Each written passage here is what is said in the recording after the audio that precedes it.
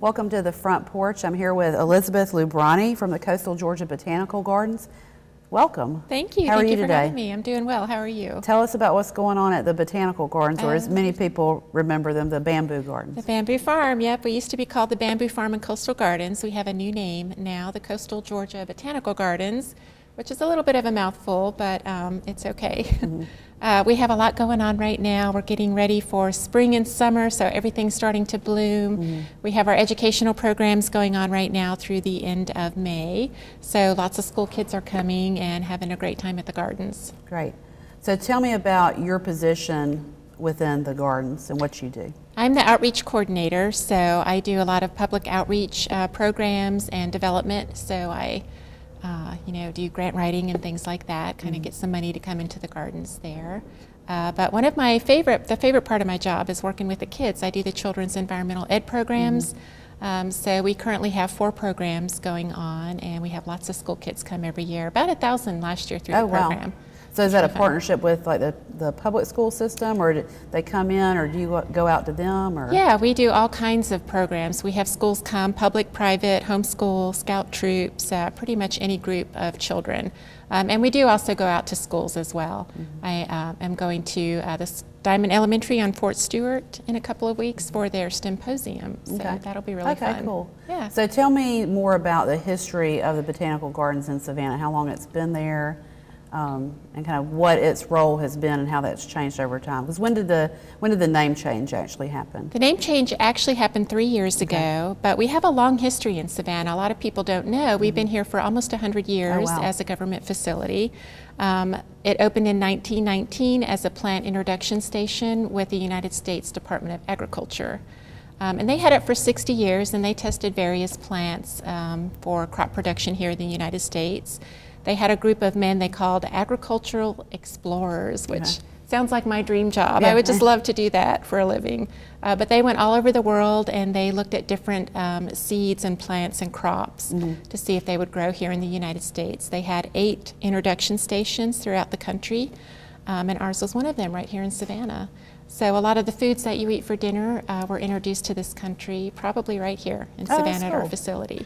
Yeah, so they had it for 60 years, as I said, and they closed it in 1979 for cost-cutting measures. The government was kind of, going through a bad time then.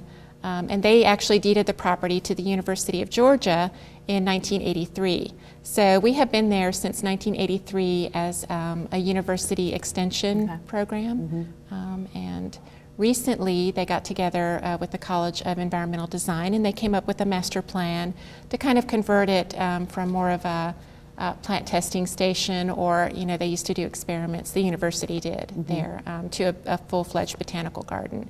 So that's what we're in the process of doing right now. We're pretty much finished with the master plan. We have a couple more garden areas to add as funding comes in.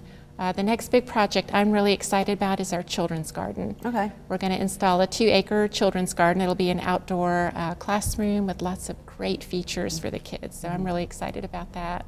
Cool. So what are some challenges in working in outreach, and what are some creative ways that the Botanical Gardens is, trying to solve those challenges? There's always challenges with funding. I think every nonprofit or every educational facility runs into those issues, but we have such a great, wonderful group of supporters. Our friends of the Coastal Gardens just really reach out to the public in the Savannah community. They do a lot of our fundraising for us. The college is very supportive of us, the University of Georgia. So we really have a great team of people that work on the problem and have some really creative ways of doing some fundraising for the gardens. We have a big program every year called December Nights and Holiday Lights. I started that program 4 years ago, and it's grown every year. It's gotten bigger every year. It's been one of our best fundraisers. We had about 15,000 people through the light show this year, so it was great. So is there a group of people, like a demographic of people that you want to reach, and if so, how are you trying to reach those? We look at getting all demographics into the gardens because it's a great experience for everyone. We've started a pretty good advertising campaign. We advertise a lot with we do the local paper, Savannah Morning News, the local magazines, Savannah Magazines, South Magazine, all of those. We started actually buying ads. I remember when I first started there, I went into the director's office and I said, "So what's my advertising budget?" And he kind of laughed. Yeah. He said, "We're an extension facility, but morphing into a botanical garden, that's something you have to do." We also do rentals, so we rent the facility for weddings and parties and all kinds of things. So those are some great ways that we have for raising money. What's the best part about being in Savannah and having the botanical garden here? Being in Savannah is just wonderful because it's such a great community and a beautiful place. But having the botanical gardens right here, this is really going to be a premier botanical garden on the I-95 corridor. Probably from Fairchild Tropical Gardens in Miami to Lewis Ginter, I would say. So, it's a great stopping point for people traveling through. It's a great tourist attraction for people to come to. And we always have things where people can learn about gardening in this area specifically, but everywhere, just gardening in general. So it's great. What's your favorite part of coming to work? I know you mentioned the kids. I love working with the kids. I love doing those educational programs. And just, as part of my outreach duties, getting out in the community and meeting people. Savannah's such a great community of volunteers and workers, and we have a lot of great nonprofits in the area who do some really good work. So I get to work with all those people and meet a lot of them, and I really love doing that.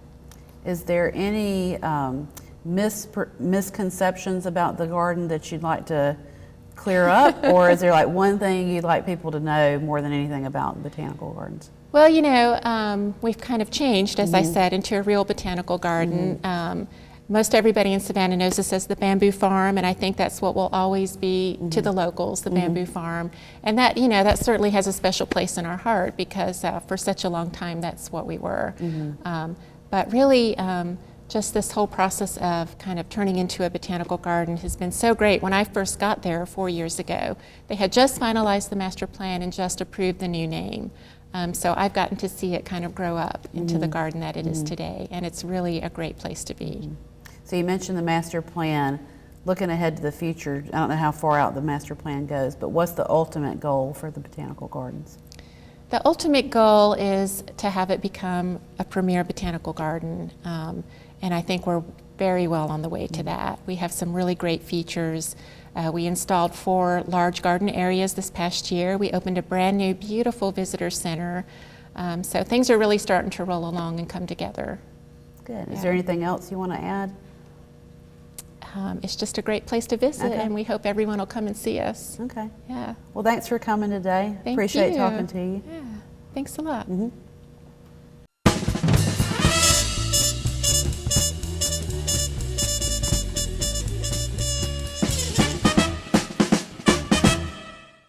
Hi, I'm Jennifer Abshire, and I'm sitting on the front porch with Scott Boylston.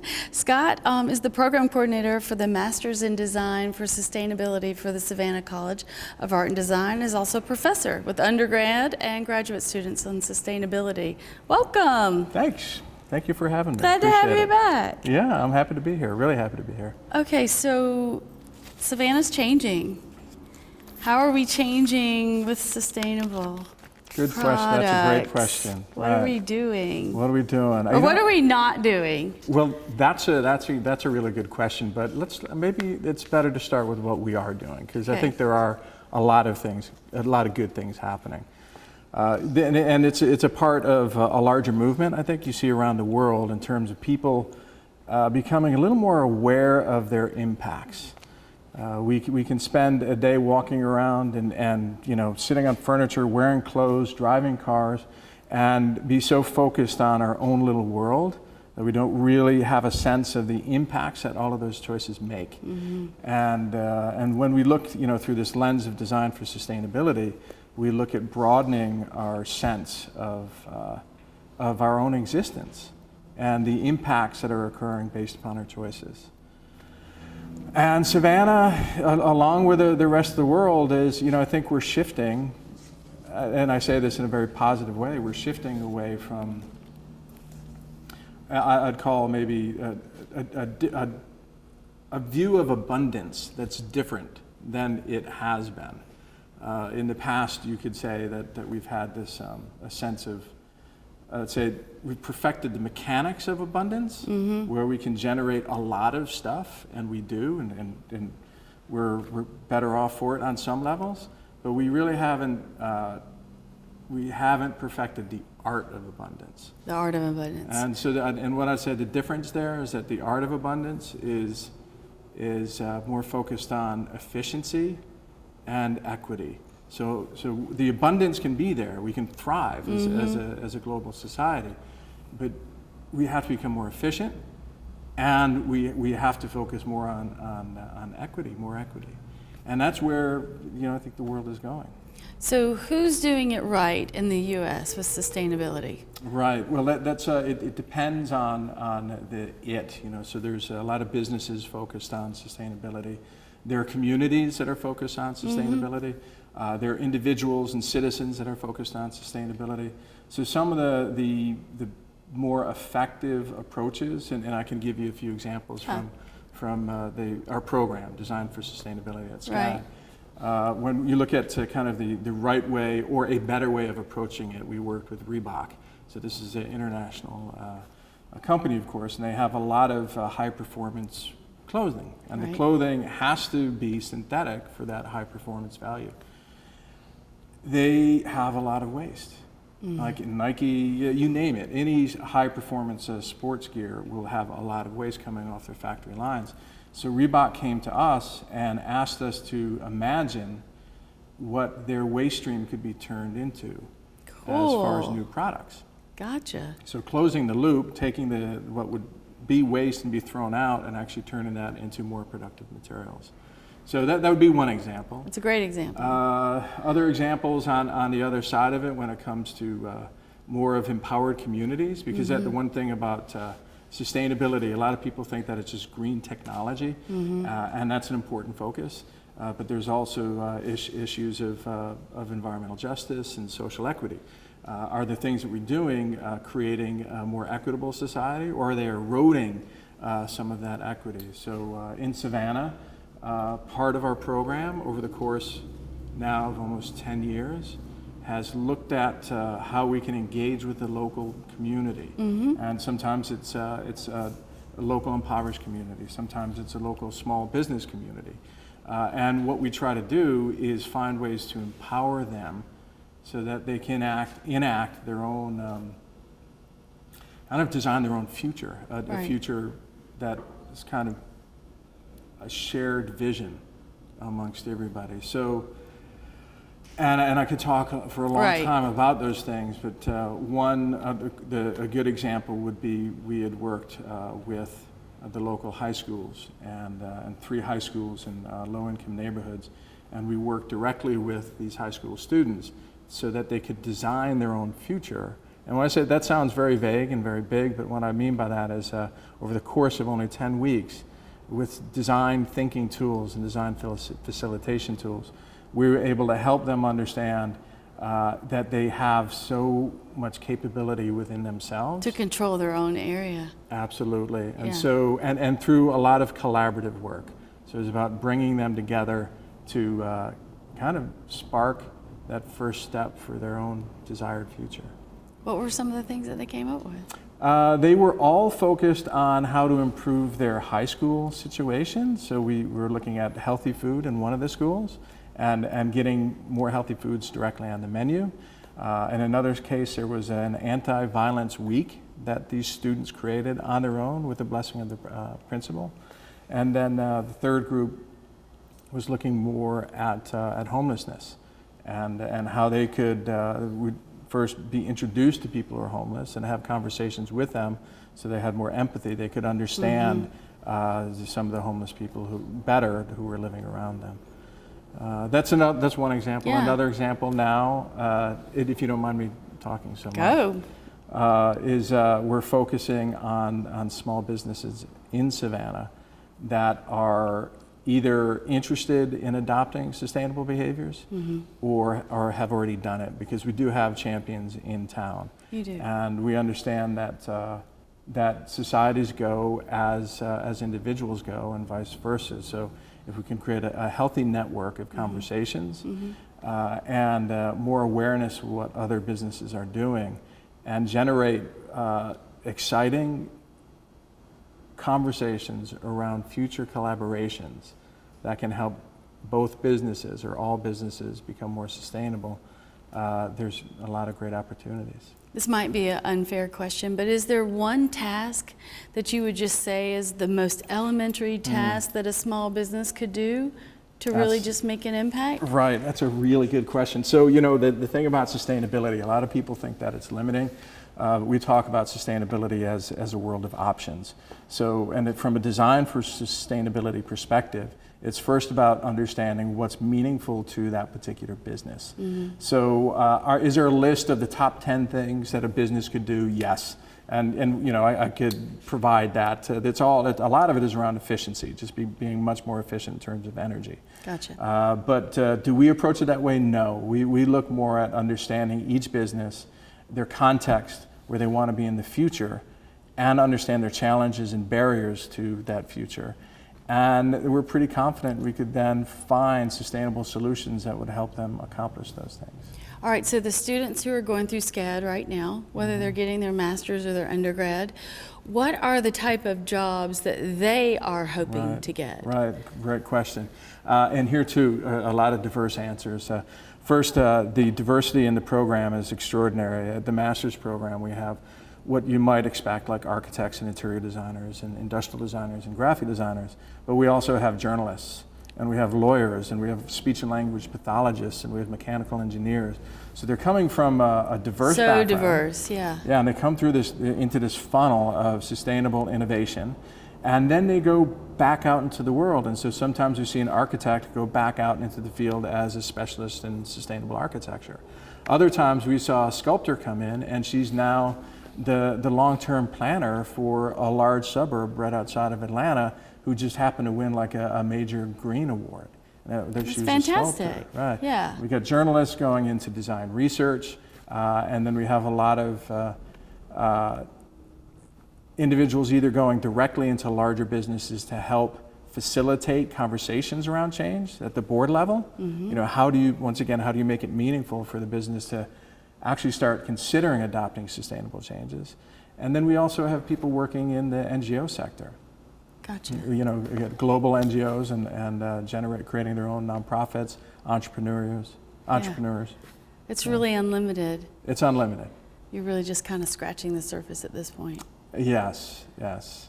Yeah. Okay, so what's the opportunity tomorrow for sustainable careers?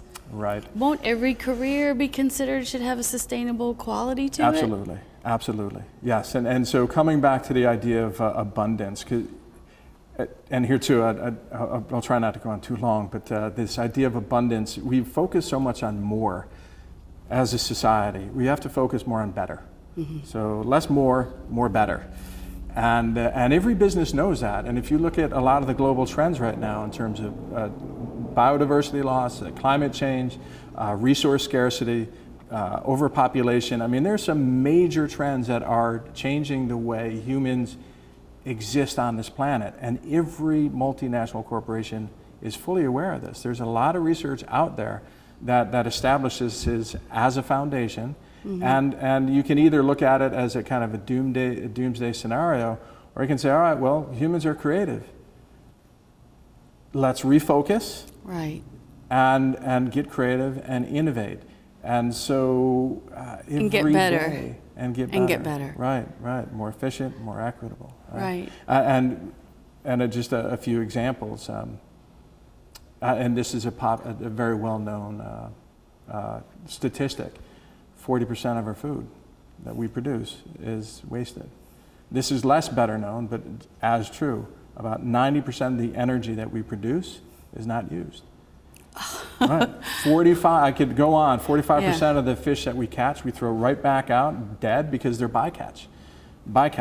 It's fish that we don't want to eat. Right. So we can do what we're doing, but we need to do it a hell of a lot better.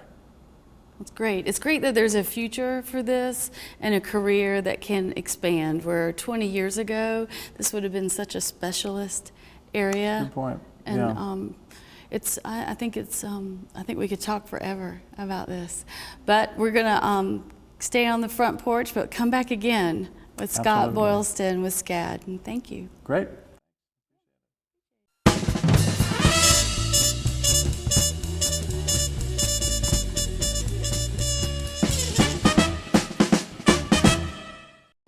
Welcome to the front porch. We're here today with Justin Cardiff, founder of Cardiff Digital. Hey, Justin, how are you doing? Doing great. Good. What brings you here today? So I've been an avid supporter of the Creative Coast. I graduated last April, Okay. and I came down back to Savannah to be closer to family. And I've been here almost every week since. Okay. Yeah. Tell me about your company, Cardiff Digital, and how that came to fruition. So actually, it's kind of a cool story. We ran a Kickstarter. Okay. So this is back when I was in school. I went to school in BYU, Hawaii. Okay. So I was out there in Hawaii, just trying not to get distracted by surfing Sure. or the hula dancing, right? And I joined a contest, and it was a business contest, and I ran a Kickstarter. So I started about a year ago, and I put together an art team, and we made a card game. It was a fantasy card game, and it got funded 3 times its goal. Wow. Yeah, and I ended up taking 3rd in the contest. Oh, wow. That's Yeah. awesome.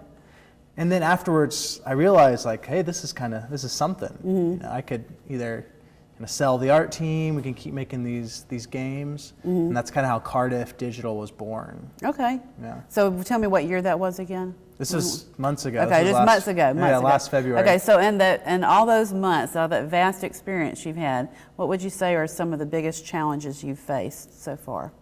Definitely the start, like just kind of figuring out like where my place is in the world, and getting all the networking out, getting your name out, like so difficult. Just like I've just stay up till 1 a.m. writing emails to all these Right. business cards that you have, and that's by far the toughest part. Okay. Like my artists are great, like they don't have any problem making the art, but it's that startup. Yeah, getting your name out there. Exactly. Now, you participated in the Fast Pitch recently, correct? I did. Okay, tell me about what that was like for you. Well, that was fun. I didn't win anything, but I think if we were to be honest, it was definitely the most entertaining pitch. Yeah. Why do you say that? Well, at the end, I've always been like a showman. So I did the musicals in high school and things like that. So whenever I present, it tends to take a turn for the thematic. Okay. All right, that's very intriguing. Very intriguing. And so I kind of weaved a story into my pitch. Like at the beginning, I talked about the gold rush, and at the end, I had random people in the audience with train whistles. Oh, wow. And all of a sudden, I paused and I kind of leaned in the audience and asked them if they could hear that. And then the judges kind of look around, and all of a sudden, you start hearing the train whistles tooting. And I basically said that's our train coming in, and it's gonna take us off to our gold mine. And Nice. So, yeah.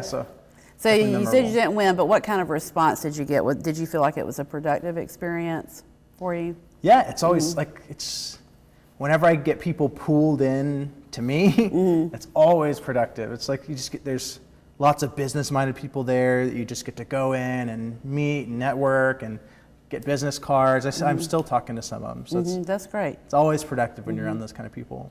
Now, aside from the Creative Coast, are there other resources that you've tapped into as an entrepreneur that might be helpful for other entrepreneurs to know about? Oh yeah, so you have the ATDC. I've been going to boot camp. So that's what I do on Tuesdays and Fridays. And then I found there's a guy named Scott West. And what he does is he's retired. He was this big New York PR guy. And he's come back to Savannah. And what he does is he puts together the best newsletter ever. So it's every networking event in the entire city. He puts it in his newsletter. And all you have to do is just email him. It's Scott West at Savannah.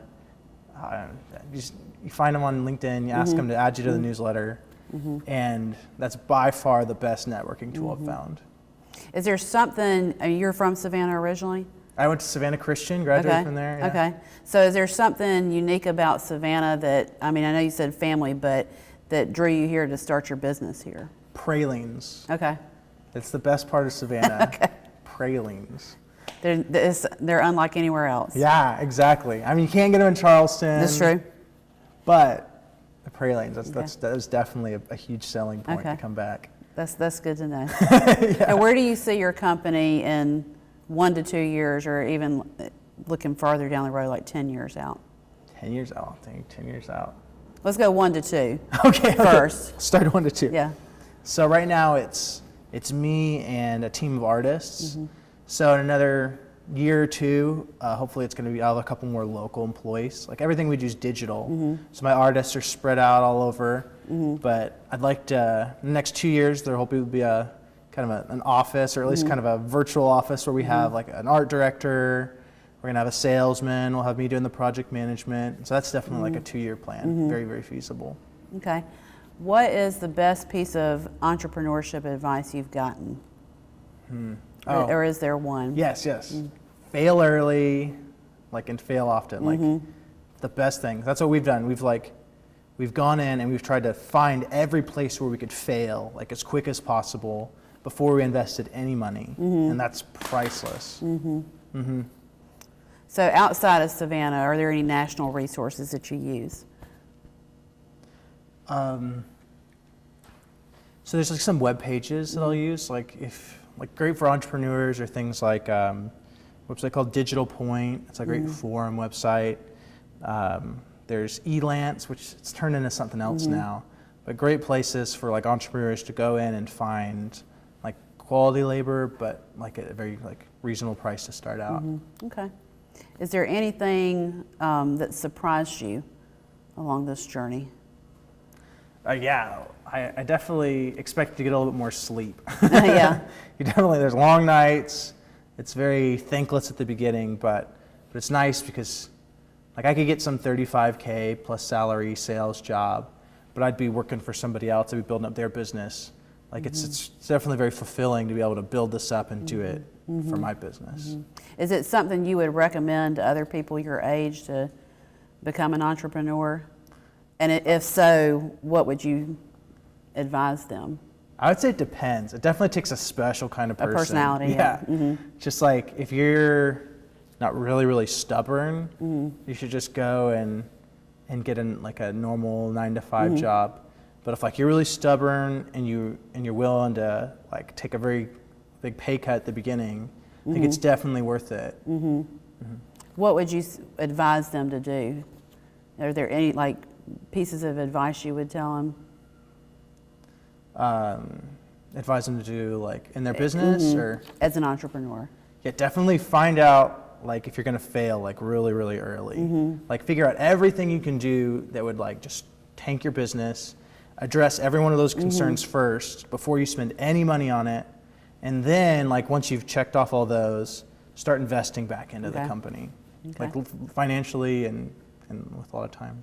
Thanks for being here, Justin. Hey. Nice meeting you. You too. Good luck. Thank you.